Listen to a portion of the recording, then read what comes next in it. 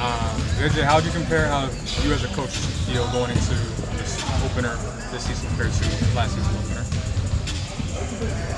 What do you mean by how I feel? Just emotions, excitement, eagerness. Just how's it different? How's it similar to last year? Lots of excitement. Excited to start the season. RP and I were just talking. It's just like the fun part about this is the chaos and the challenge of every single game and every single day, and trying to problem solve and trying to get buy-in, and coach. It's coaching. It's that's why I do this. So it's great. And I'm looking forward to a challenging, chaotic, fun, all of the things that happen during an 82-game season. We see LeBron in sneakers and sweats over there. What does his modified participation look like to date? No update. No update. Yeah, just individual work. Yep. Otherwise, Jackson still trending positively? Yeah, he's trending. Was able to do practice as was Bronny and Maxey. So good news on those guys. Full participants with Bronny and Maxey? Mm-hmm. Does it add anything to this season opener that is Golden State, a team that's been a rival with these guys over the years? Does it add anything to it because of? I mean, the Steph-LeBron rivalry, whatever you want to call it, matchup has always been awesome for whatever teams they've been on and for the league itself. I know we had some great games against those guys last year. Being a part of that was really cool. I think when you're the Lakers and you play on national TV more than any other team, it's you're generally going to play against great teams, and that's what tomorrow is. And so I think it's just a general excitement about the start of the year. I don't know if there's anything extra there. You, I don't remember when it was last year, said something about how you wished you had 15 Gabe Vincents at some point. Well, we would lose a lot of games, to be clear. We need a little more size. I love Gabe, but Would be good vibes.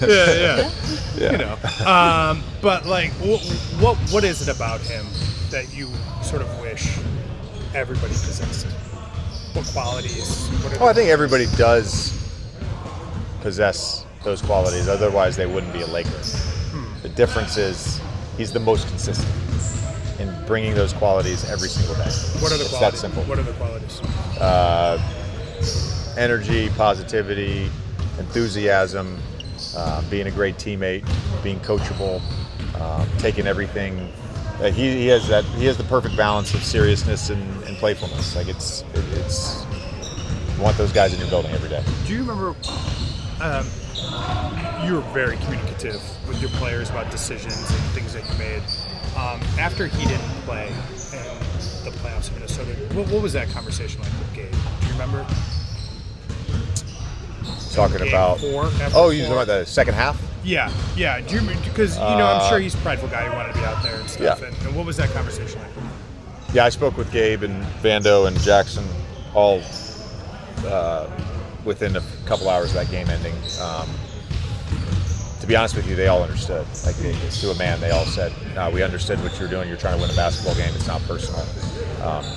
They were professional about it. When you get that kind of response, like sort of buy-in from these are people that you've said like are leaders in their own ways. Like, do you feel more empowered? Does the team feel like what's the sort of ripple of that kind of buy-in from those types of guys? The people most affected by the decision. Yeah, I don't think it has anything to do with me because again, you're going to make decisions based on what you think is best for the team. Those guys, their decisions that or their reaction to something like that has a big impact on their teammates, just in terms of creating a sense of trust and buy-in. If everybody's aligned that hey, we're going to do whatever it takes to win, and it's not personal, then it generally becomes pretty easy to make decisions. It's just about trying to win a game, which at the time, whether it was a right or wrong decision, because a lot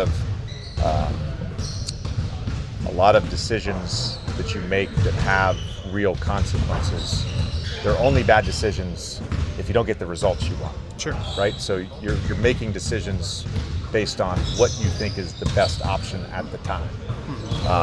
And if the guys understand that, then there's buy-in. The schedule can be crowded at times, but the way you're opening up your first two games, obviously the run-up to opening night, and then you'll play again until Friday. You have some familiarity with Warriors in the preseason. You have the playoff matchup against Minnesota.